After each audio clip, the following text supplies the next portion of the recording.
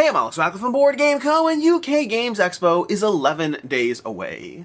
It feels a little insane to say that it's just 11 days away, but time flies, here we are, and that means it's time for a 15 games I'm excited for at UK Games Expo. Last year was my first UKGE. I enjoyed it with a lot of small caveats. The food wasn't so into. I almost missed my flight back home, which was not the best. But other than that, I do enjoy international travel. I thought it was a fun show. And it's also nice to see the ones I don't typically see. I see all the US shows all the time, but UKGE and Essen last year was my first year doing them. And I'm excited to be going back to both of those this year.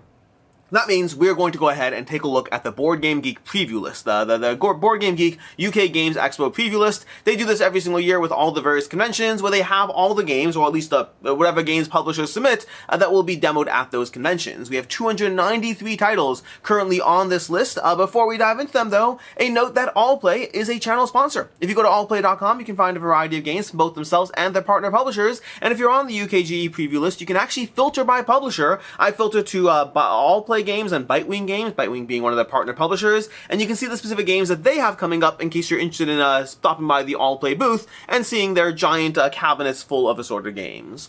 With that, let's go ahead and dive into it. I have this list sorted by thumbs. I will be going through these though in order of least to most excited myself. I will say when it comes to these preview lists, I find that sometimes the ones I'm excited about really do land and are amazing, are incredible. Other times they are a complete waste of time and not at all what I end up getting or being excited for down the road. But that said, this is what I'm currently excited about in order from the ones that I'm currently excited about. Starting off with number 15, which is Bunny Kingdom Town. This would have been number 1, except for the fact that the 6.8 score and the various ratings that are currently there make me think that maybe it's not going to be the game that I want it to be.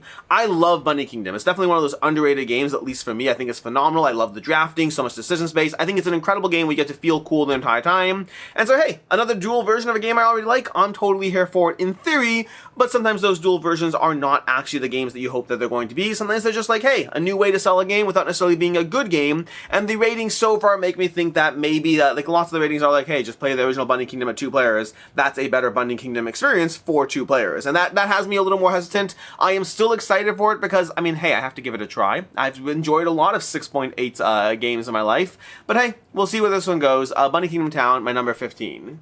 Coming in number 14, the later ones down here, other than Bunny Kingdom Town, are generally games that I know a little less about.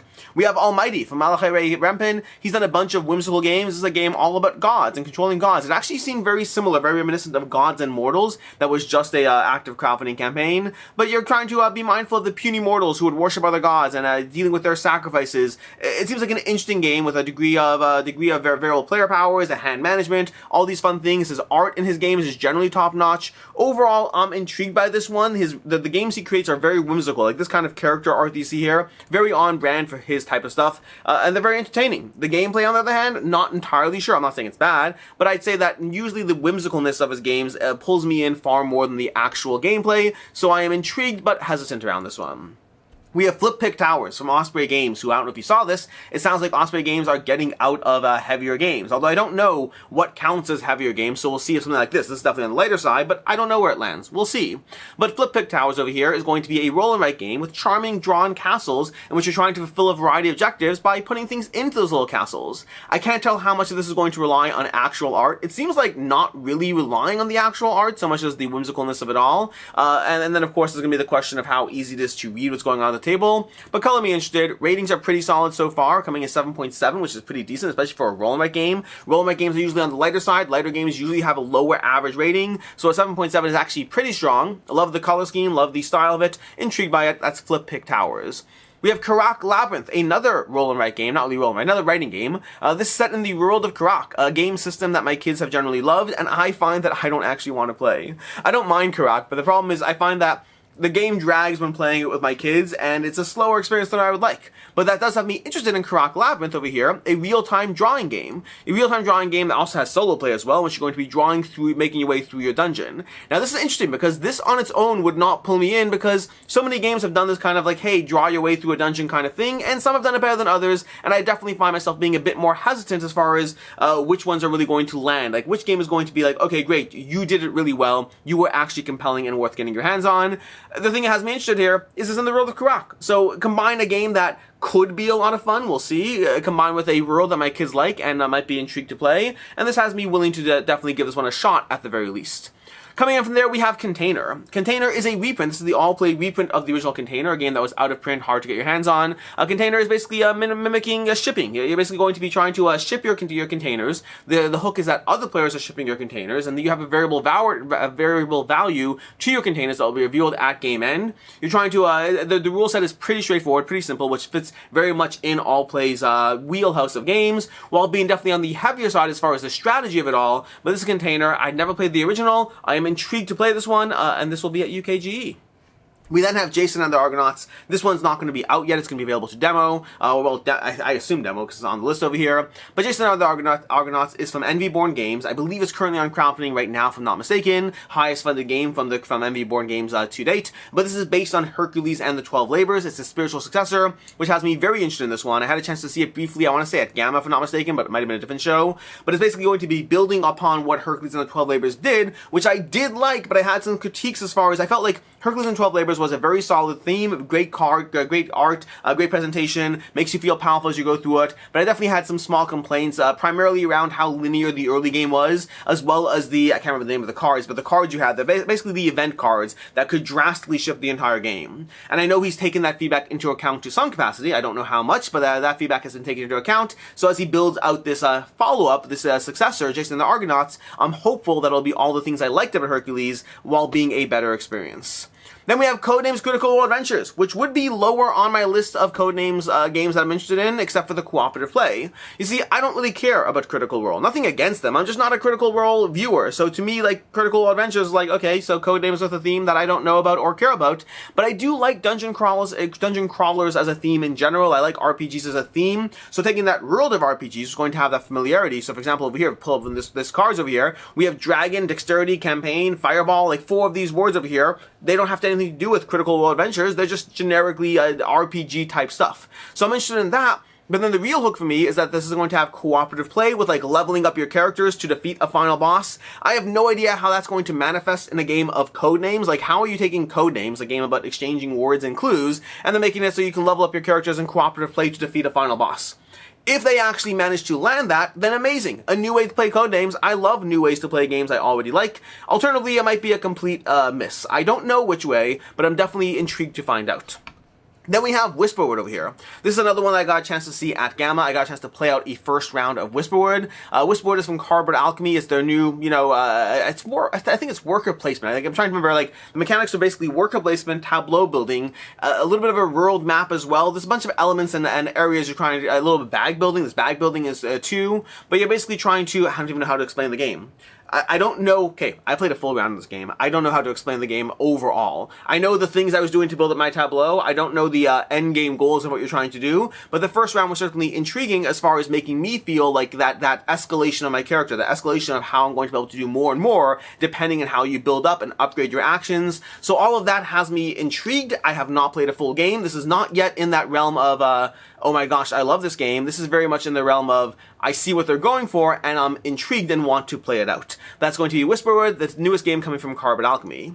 Then there's Ringyō from Paverson Games. Paverson Games has done Luthier, they've done Distilled, both fantastic games. Luthier more up my alley, Distilled was a little bit more, it was positive plus for me. But Ringyō over here, this one seems to be the one that I am most primed to like, just from a gameplay and theme type of approach. Luthier was very solid. Luthier looked beautiful on the table. But Ringyō over here, Ringyō is going to be a game which you're going to be mustering a militia force to help support the efforts of the Shogun. It's going to be worker placement, auction mechanisms. The game, I had a chance, again, UKGE last year, I think I saw a first prototype of this, which it didn't look nearly like quite fleshed out. I think it looked, this is probably a similar, yeah, something like this is what it looked like when I saw it last year. I believe this is UKGE.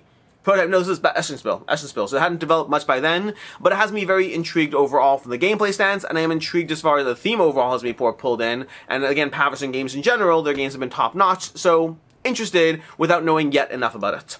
Then there's Orloj. Orloj over here, which I believe, was it Devere who picked it up? No, someone else picked up the localization of it. I don't remember who it was who picked this one up, but this was like the hit of Essen last year. Looks absolutely beautiful on the table. Ratings are through the roof. It seems like one of those Euro games that really landed it, which every year there's always a few that really knock it out of the park, and Orloj seems like to be like the one from this past Essen. The problem is it's been hard to get your hands on it, so I'm interested. I'm interested in this one to see, again, looks beautiful on the table, high ratings, high reviews, all of those things. I just got, what's the game I just played? There were a few games I was late to the party on this past year. Recall, Revive, Darwin's Journey. I was so late to the party. I find with these Euro games in general, because they are all ways of converting things to points, which technically all games are doing that, I find it takes a lot for me to really jump onto the Euro bandwagon, to say this is the Euro I need to get my hands on. But over time, with enough attention and interest and rave reviews, I eventually give them a try, and sometimes they really land. Again, lots of these games, Shackleton Base, Darwin's Journey, Pirates of Maracaibo, these are all Euro games. Revive, these are all Euro games that when I played them, I was late to the party, I was behind the curve, but they were amazing, and sometimes they're not amazing, so there's also that I should remind myself of too. Then there's Las Vegas. Las Vegas over here. This is Ravensburger doing a reprint of this game. This is one of those incredible games. It's a 7.4 rating, which I mean, this is a light dice chucking game, but I find it to be so much fun. I have played this game dozens and dozens of times. I have had so much fun across a wide variety of game groups. In Las Vegas, you're basically rolling dice, and then you're trying to assign those dice to various casinos to get the pot at that casino, which is dealt out randomly each round.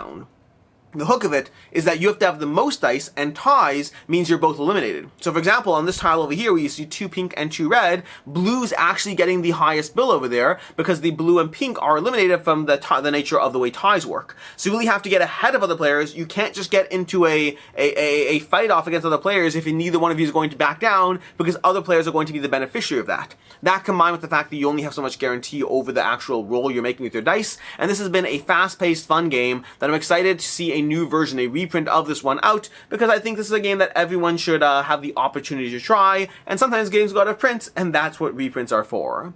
Then we have Yotei over here. Yotei, which just had a crowdfunding campaign for Mighty Boards over here. It looks absolutely charming. In this game, you're going to be crafting the most enchanting Hokkaido town with potatoes. Potatoes is your currency. You're bidding with potatoes, unearthing more potatoes. The art, the styling of it looks very cozy, very accessible. Again, gameplay is always going to be king over everything else for me, so that's the tricky part, because the rating of 8 over here, how much of that is being boosted by the charm of the game? But it looks to be a relatively short game, 30 to 60 minutes, with a charming theme, good components, and good gameplay. I believe I saw this at Essen last year, and I tried to get my hands on it, and they were not selling any copies. They were like, nope, we're just like, the demand was too high. I believe it was Yotei. I'm 99% sure it was Yotei that they were sold out at Essen and you couldn't get your hands on it.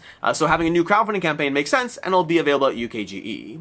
Then coming in at number 3, we have GRUNTZ. GRUNTZ from Allplay over here. This is one in which is basically the theme would not have pulled me in, but I had a chance to play this one at Dice Tower Retreat, I want to say. One of the Dice Tower events last year, I had a chance to play this before it was actually out yet. But this is, and I believe it's it's at UKGE, so you can go ahead and get your hands in it. But it's basically a tactical 2-player game in which you're trying to be mindful of the various paths you can take between your tanks, your airplane, your units, all while you're trying to control the various areas of the battlefield while slowly eliminating your opponent's forces. It is incredibly tense. Lots of countering. That's the thing I like in 2-player games, where it's really about, okay, I can do this, but you can respond like that, and then I can respond like this, and you can respond like that, and you go back and forth trying to outmaneuver your opponent and thinking through the different actions they can take. It is very strategic, very well done. I thought this is absolutely brilliant, and the theme is, it's a war theme, which is usually less my jam, but I don't mind war themes when they're cutesy, and this definitely leans into the cutesy kind of vibe. Definitely check this one if you have a chance. If you like 2-player tactical abstract games, that's what GRUNTZ is. It is worth checking out. It's the kind of game where the art I don't think would pull you in. Well, I shouldn't say art won't pull you in. I should rephrase that as, it's the kind of game that looking at the art, I would not have gotten the experience I thought I was getting out of it. Okay? Or I said that poorly again. The experience I got was not the experience I was expecting to get. That's probably what makes the most sense. And so I think if you're a fan of 2-player abstracts, this should definitely be up your alley. Then we have coming in at number 2, we have 4 Shuffle Dartmoor. This is the first expansion to 4 Shuffle Dartmoor. Not the first expansion to 4 Shuffle, but we had 4 Shuffle, then we had Dartmoor, which, by the way, as much as I love 4 Shuffle Dartmoor, and I do love 4 Shuffle Dartmoor, I will say that the second game in the 4 Shuffle series is like, hey, we have trees, and then we have moors. I feel like they could have done like Ocean Shuffle. They could have done Ocean Shuffle, okay? Or I still want to see that April Fool's joke. Remember Dragon Shuffle, that April Fool's joke? I still want to see that. So there's so many themes they could have gone with, and they're like, hey, let's do from trees to like other trees. I love Dartmoor, I do, I love both games, I own both games, but I really think that they have a lot of ways they can branch out without just being more green things and insects. But either way, all that little mini complaint aside, for Shuffle Dartmoor, I'm happy there's a new expansion coming, because I think For Shuffle is excellent, I think expansions improve the experience, and I'm happy that Dartmoor is also getting expanded upon, because hey, more cards, more ways, more things you can integrate, assuming they balance it well like they did with the other expansions for Shuffle, then I am all here for this, a good expansion to a game I absolutely love. And then number 1 is Drillers. Drillers from CGE. And one of the things that's actually funny about this one is if you look at the reviews in this, one of the negative reviews has me more interested. I should start by saying I don't care about deck builders. I feel that etc, etc, etc. It felt similar to Lost Ruins of Arnak with a stronger emphasis on deck building and no worker placement. I love Lost Ruins of Arnak. I want Lost Ruins of Arnak to have a stronger emphasis on deck building. In Drillers, you're basically building a deck. You're building a deck as you attempt to mine further and further down, and then get more stuff to build a better deck and mine more and more further down. So it has that kind of progressive element. Similar to Lost Ruins of Arnak, you're going up a temple track, but now you're going down into the earth. Up versus down, it's an entirely different game. But the art looks great, the presentation looks very solid, the mechanic of deck building I am all here for. I love deck building. The only question is whether they can actually make this feel reasonably distinct. All jokes aside about that comment as far as how it does actually pull me in, similar to Lost Ruins of Arnak, one of my favorite games of all time, but with more deck building, yes please. I do recognize that it sometimes can be hard for deck builders to truly stand out because there are so many deck builders out there. So this could be a CGA game that knocks it out of the park. They've done great with SETI for me, they've done great with Arnak for me, they've done great with a variety of other games that I'm not thinking of offhand. But then again, their last game that I totally bounced off of was, oh my gosh, what's the game? What's the city game? The city, I can't remember what it's called. It was so forgettable to me. Couldn't Horror, completely forgettable to me. So not every CG game is a banger. I am hopeful and optimistic that this one might be, but ultimately we shall see. Anyways, that is your UKGE, little 15 games I'm excited to see over there. Some available to buy, some available to demo. I will see what I actually come home with. Typically with the international cons, I only come home with 1 or 2 games because luggage space is at a premium, and then the others I just, wait till Origins or Gen Con and see what I can get my hands on there. But at the very least, I can try some of these, and that's exciting too. Anyways, until next time, I'm Alex Radical from Board Game Co. I hope you found this video helpful in some way, and as always, I hope you have a good one.